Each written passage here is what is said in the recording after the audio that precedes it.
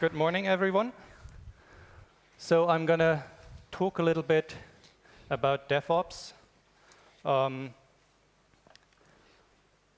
I'm a freelance consultant. I specialize in AEM. I've been doing that since CQ5 was first released in 2008. I'm an Apache committer on these 3 projects here. I enjoy going towards the open source side and deep down into the stack of AEM. So that's where my main interest is, but depending on my client's needs, I basically cover the entire stack from deep down to the front end issues that they might encounter. So let's quickly look at what DevOps is. I think we all have a pretty good idea already. So I took a definition I found on the agileadmin.com website, which says there are 3 primary practices areas that are usually discussed in the context of DevOps. The first one is infrastructure automation, second is continuous delivery, and the third is site reliability engineering. Each of them get explained a little bit more. So infrastructure automation is about how to create your systems, how to set up your OSs, how to do deployments, and basically to code all of this, and of course to deposit these scripts and configurations and definitions in a source control management system as well, which is all about speeding up processes, eliminating human error, etc. Continuous delivery takes that basically one step further. It integrates the development pipeline, the automated pipeline we have for our build systems, testing, and brings that to the point where changes can be deployed on a very short notice, on a very, very regular basis into production. The last point, site reliability engineering, is a little bit more interesting, and I think it has received a little bit less attention, and that's where I'm gonna focus on. So I'm sure we've all been doing some monitoring. That's pretty standard nowadays. We're trying to understand better what our systems are doing. But I thought the point about designing for operability was particularly interesting for developers. So what does that mean, design for operability? What is operability in the first place? So I asked my friend Google again, and it came up with the Wikipedia entry, which is, it's a stub. It's not very big, but it's got a little bit about operability in it.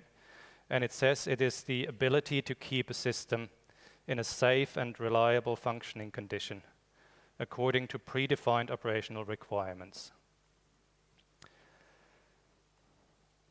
So those operational requirements might be aspects like performance, availability, and these are all requirements that you have to define in a project because not all systems require the same level of performance or availability. It's also an operational requirement to be able to predict resource usage because you need to be able to size your systems. Scalability is, of course, a concern. I think it's also important, though, that you can easily diagnose a system that's misbehaving.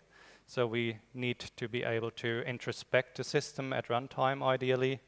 We need to be able to pull out relevant information that helps us understand better what the system is doing and to understand why it's misbehaving.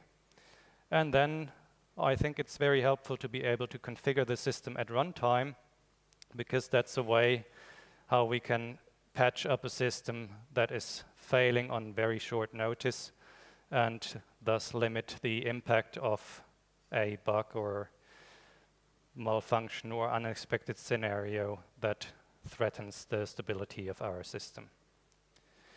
Which brings me to threats to operability.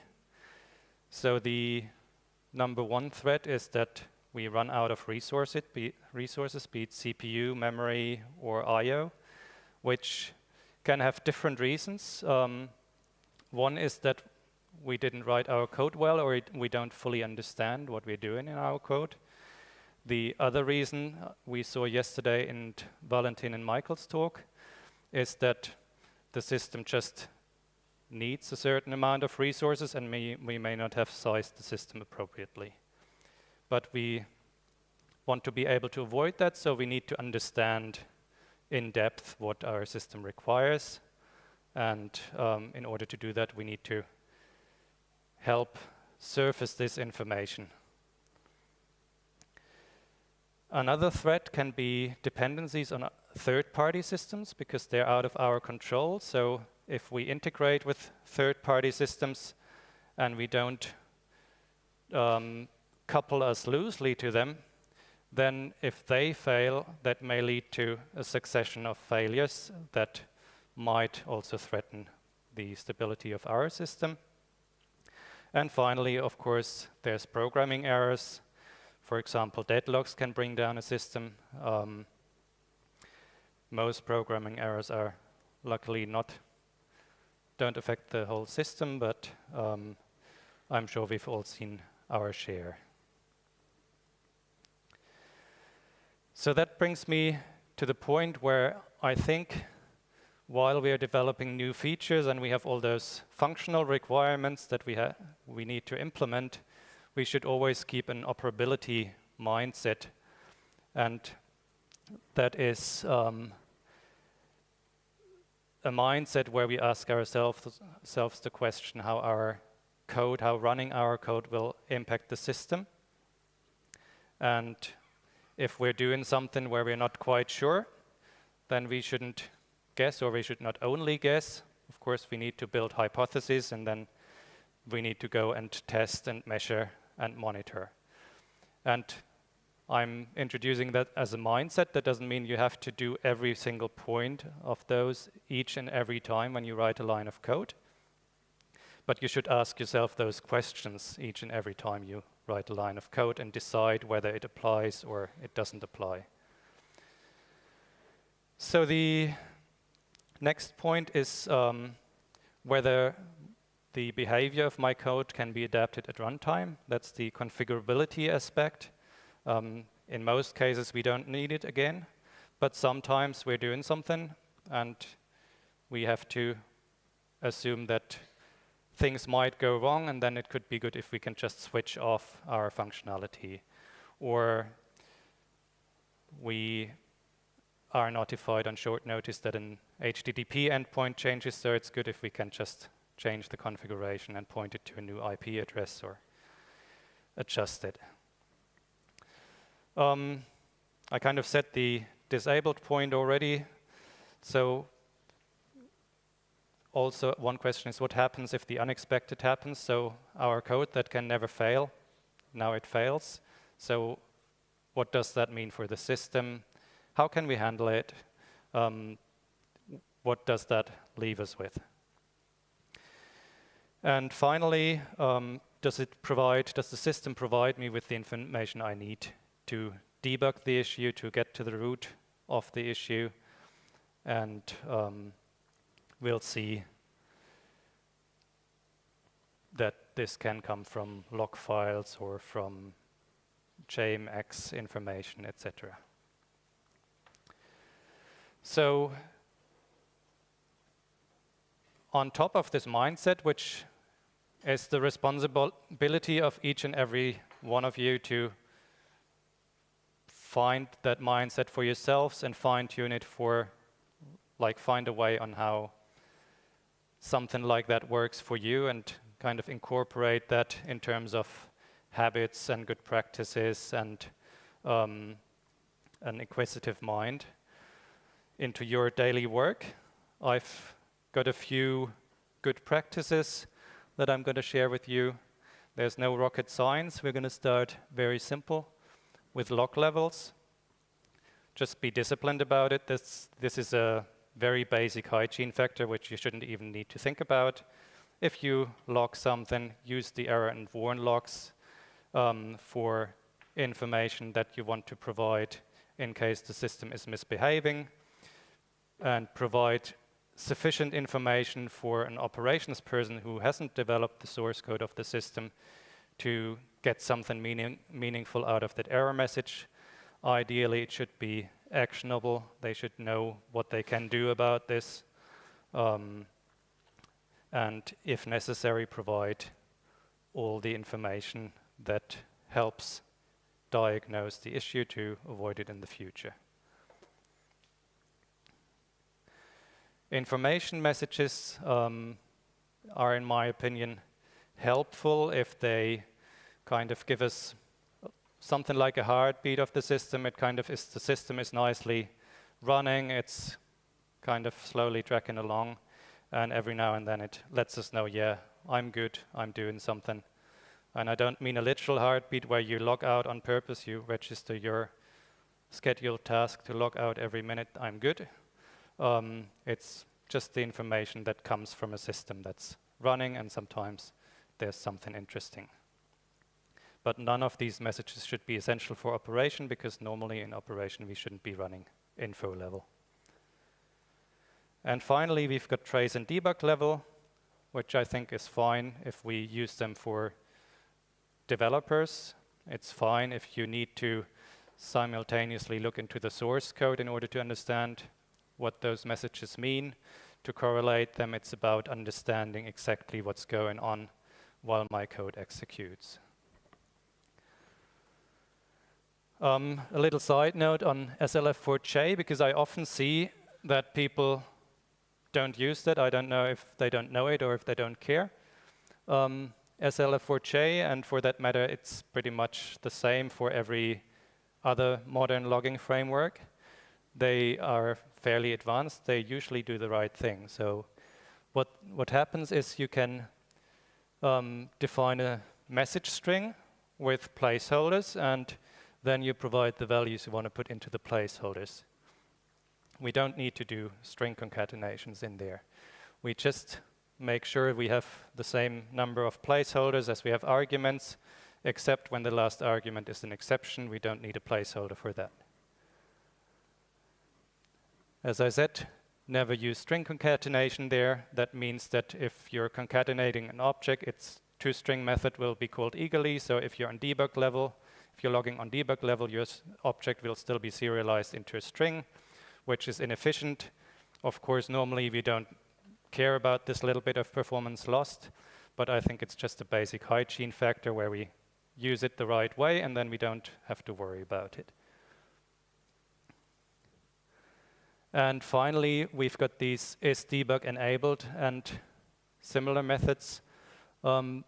Because these signatures lazily evaluate or transform the arguments into strings, we normally don't need to use those guards. We only need to use them if we're explicitly calling a function in order to calculate a string that is expensive to calculate. So in that case down here, we have the expensivX method that we're calling. So that's evaluated before it's handed off to the debug log. And therefore, we would need to guard this debug statement with an if statement, checking if debug is enabled. But that should be the rare case. And I think if we follow these simple rules, and I hope that most of you do that already, and this is boring, then our code becomes much more readable, because we don't have the clutter of if statements checking if we should actually be logging this, because the logging framework does that all for us. We don't have string concatenations, and the messages are actually clearer to read, because I think it's harder to parse with the eye a long string concatenation than a message pattern. So there we go. The next point on my good practices list is exception handling. Again, I'm not going to tell you anything rocket science about this. The most important rule, in my opinion, is that you never swallow an exception. because if you swallow exceptions, you lose the root cause. That makes any issue harder to diagnose. So always either lock the exception, including its stack trace. Don't call the getMessage method and log only that. It's not so helpful. You actually need to see the stack trace to know where it went wrong. Or you rethrow it, and then probably somewhere further down the stack it will get locked. If you can actually do something about an exception, do so as early as possible, because that's where you have the context that allows you to decide what to do about the exception. If you delay it and catch it like 2 or 3 levels further up the call stack, it gets harder and harder to actually address the exception. And also usually, in my opinion, it's unnecessary to implement your own exception classes. Java comes with a fair amount of exception classes already. For most cases, they're okay. I mostly see custom exception classes used in very strictly defined guidelines on how to use exceptions, which are usually not very good. So I would encourage to actually use exceptions when they're appropriate, to think about them, use the right exception. There's probably a case sometime where you need your own exception class, which may be especially useful if you want to transport a context object inside the exception that you can then use at another place. Next point is monitoring, and not all of your code needs monitoring, but ask yourself the question, is what I'm doing here, is that something where monitoring would be helpful? Should I maybe expose some stats or some properties of what I'm doing via JMX? So, for example, a scheduled task that you're implementing. Maybe it's good to expose that via JMX so you see how often does it run, how long does it run, when does it start, when does it finish, are different tasks overlapping maybe. Maybe it's also a good idea to allow you to cancel the task. So think about those concerns. What's generally interesting is the rates of events over time, like requests per second would be a prime example in our domain. The size of data structures, so in Sling we've got job queues, so it's good to be able to see how big is that job queue at the moment. Are we like keeping up with the processing, or is it growing and growing? Durations are helpful, so if we import data from somewhere, for example, we are interested, does it take 5 minutes, or are we actually running 5 hours? Does the task actually finish before it starts again?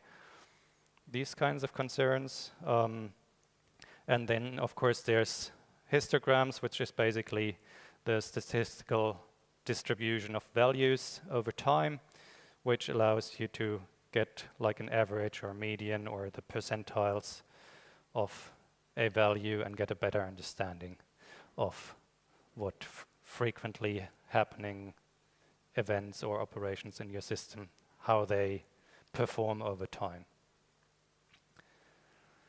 So just, again, ask yourself if you're doing something, is this something that's a bit more complicated than the usual component rendering? Maybe I need to expose some information about it. And sometimes that's not the first thing you do when you first write the code. Maybe it's something you add later. It always depends on the circumstances, and also it, of course, as we learn about the behavior of our code, maybe we experience problems with our code, maybe that's the time when we go and actually do something about it.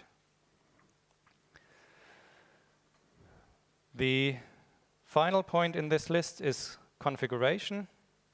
Again, this is a question we need to ask ourselves. Is my code depending on values that change, that may not be known during development, that change over time, that vary with deployments? Maybe in my staging and production system, I need to go towards different email servers. And also, configurations are an easy way in OSGi to enable or disable a feature completely. If we set the configuration policy of a component to require, that means it will only start when the configuration is present. If we delete the configuration again, our component will go away. So I've experienced a scenario earlier this year where a third-party system that was integrated via HTTP went down, and all the publishers went down. And it was basically caused because when programming this integration, best practices weren't followed. And then we thought about what can we do about this. So the symptom that they first encountered is all the published systems are down. And then we figured out after a while, okay, there's an internal third-party system that is down, and it's not redundant, and we're somehow affected by this. But that shouldn't really pull our publishers down, so we can't blame the third-party system, right? It has all rights to go down. It's not ideal, but that shouldn't pull us down. So we thought about the cause again, and we found that the requests towards the third-party system cannot complete, and they never time out. Therefore, they hang in our system forever, and then things degrade. There were no meaningful log messages because the threads were just blocked. They didn't have anything to log. And finally, when we got thread dumps, we saw that they were hanging in those calls to the HTTP client. We checked and verified that by default, the HTTP client doesn't have a timeout set. And then finally, also the third-party system was confirmed to really be down. So we were pretty confident about our hypothesis. And we tried to patch it up to what could we do for first aid. Unfortunately, the HTTP client classes are configured via code, so we couldn't change the timeouts in a running system. And also, we couldn't just disable that component because we couldn't foresee what kind of consequences that would have to page rendering, because it was actually called from page rendering code. So we were left with no easy option to stabilize the system. So it took a little bit longer. We implemented a fix for that specific component that was using the HTTP client in this case, made the timeout configurable and set it. And then we started thinking, okay, we've got lots of other services that integrate other systems that also use HTTP clients. So the first quick fix was that they implemented a utility that set a default timeout, and they created their HTTP clients everywhere using this utility. So that certainly improved the situation from before. But the question was, why do we need to fix so many places? We're dealing with an HTTP client and a timeout, right? So I went off and thought about this a little bit, and I thought it's a bit redundant if every service has to implement configuration capabilities in order to set the timeout of the HTTP client it uses. And I also asked myself, should developers that use an HTTP client have to concern themselves with implementing configuration for that HTTP client?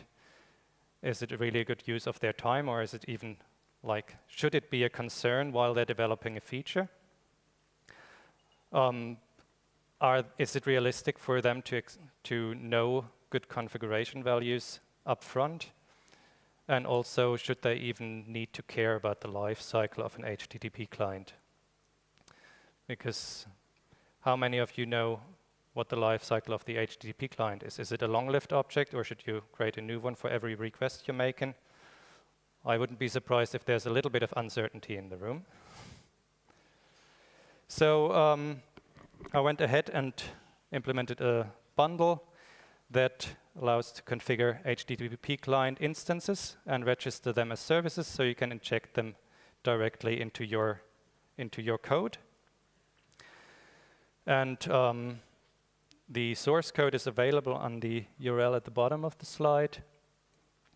And I decided it's not good if I just have one configuration. I probably need to have different configurations for different scenarios. So I went with a default configuration that's kind of a catch-all, and then an ability to create an arbitrary number of named configurations that can then be bound to individual components. So I think I'm running a little bit low on time, so I'm going to try to be quick with this. Right. Can you see this, or should it be bigger? I implemented a little example here. It's a servlet which calls another servlet on the same instance, and that other servlet has a random delay. So if I call this, you see how long it took the other servlet to return the string on top. So now I have no configuration set, there's no timeout.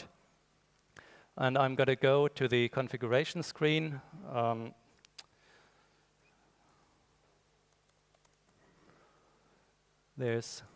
Maybe I need to zoom out a little bit so you can actually see it. So here's the configuration screen of the default HTTP client configuration. And I can now scroll down to the socket timeout and say, OK, I want it to time out after 700 milliseconds. See, there's quite a list of configuration options, and that's basically all the various, or a lot of the configuration methods on the HTTP client objects, where you can read the Java doc in order to know what to do about it. So now if I call this again, we see this took, hang on, are we? OK, that didn't seem to work. I'll try once more.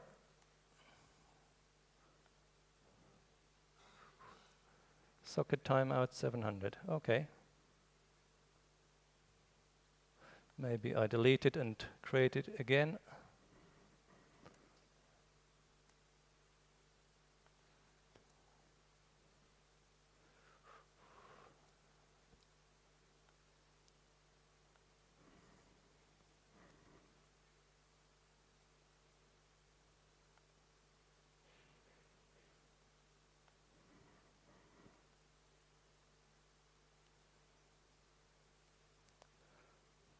OK, I'm sorry, for some reason it doesn't work today. I swear it did work last night. You should have seen that it came up with a socket timeout exception. I'll need to go and debug what's going on. So, well, there's a README for this code. It's all open source. I hope I can eventually contribute it to the Apache HTTP Components project. I think it needs a little more tender loving care before it's really good to go, but I've got it installed on one client system, and so far it seems to be doing OK. It's basically, you can inject an HTTP client instance. You see here how that's done. There's a bit about how to configure a binding to a named configuration. And then you also can inject an HTTP client builder factory, which some of you may have already used, because that's an OSGi service that's already provided by the Apache HTTP Components project. And that allows you to do some more advanced configurations in code again if you need to, because I currently don't support, for example, setting credentials, and there's a lot more things that you may want to do for advanced use cases. So by using the builder factory, you get access to all those APIs again, but you get a builder that is pre-configured with the configuration values from the OSGi config. Okay, so we almost had another disaster because we needed to learn some more about the HttpClient library. I'm going to skip this now. And that basically having the code localized now in a service that deals with all this HttpClient specific stuff allows me to think about the next steps. So I can now, I've discovered that there are other points where disaster might happen. So now in my code, I can actually consider implementing safety nets for that. I can implement monitoring on top of this, and then all of a sudden, every service that uses an HTTP client will have statistics exposed about how long the requests take to the backend system, how many of them happen, etc. So I get a lot of benefits for a cheaper price, basically, because I went ahead and followed those basic hygiene practices and made things configurable in the first place. There's a similar solution that Provision have implemented, which is the WCMIO, or in the WCMIO Caravan project, which has slightly different semantics, and I think it uses custom interfaces, while I stuck to the interfaces provided by the Apache HTTP Components project. And then there's the Netflix Historics stack, which goes a lot further. They do like all kinds of mechanisms like blacklisting and backoffing and all these kind of things, which I expect usually to be overkill for your purposes. So in conclusion, I think it pays off to be mindful about these 4 topics that I mentioned before: the logging, exception handling, monitoring, and configuration, because that makes your life easier. People don't call you on a Sunday morning. I think you should always beware of third-party systems, because it just brings in a lot of complexity, and you need to make sure that you're sufficiently decoupled from that third-party system so you're not affected in case they fail. Always use timeouts and consider blacklisting bad backends or having a back-off strategy so you limit the damage done to yourself. When you're testing, especially when you're testing with load or with volume, make sure the data you're using for testing is somewhat reasonable. If you can, use real data. If not, maybe you can analyze the statistical distribution of the real data and generate something similar on the fly. Of course, be mindful about concurrent execution. And also do monitor how often is your code executed. Is it like really just every 5 seconds as you thought, or maybe it's a lot more often? So red flags or warning lights where you should they should trigger that you think about it. It's third-party integrations, it's batch processes that are potentially long-running, so you want to be able to interrupt them. Maybe you want to be able to resume them. You might want to throttle them because that reduces system load. Of course, it makes them take longer, but maybe reducing system load is the priority. So it's always good to have those options for batch processes. Similarly, if you see a lot of boilerplate code copied around, which basically was the case in the example I told you about, the HTTP clients were initialized in each service and configured there or not. So you want to reduce that boilerplate code. That often helps factor out elements that are basically a concern of themselves. So that's an indicator.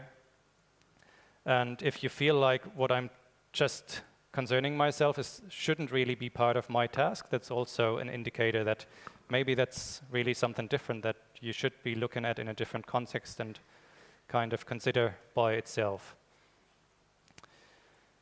So that's it from me. Thanks for your time. I hope you found something useful in this talk. And if we do still have time for questions, please. So, if there are any questions, raise your hands and kind of put the mics around. There's one here in the front. Hey, Julian.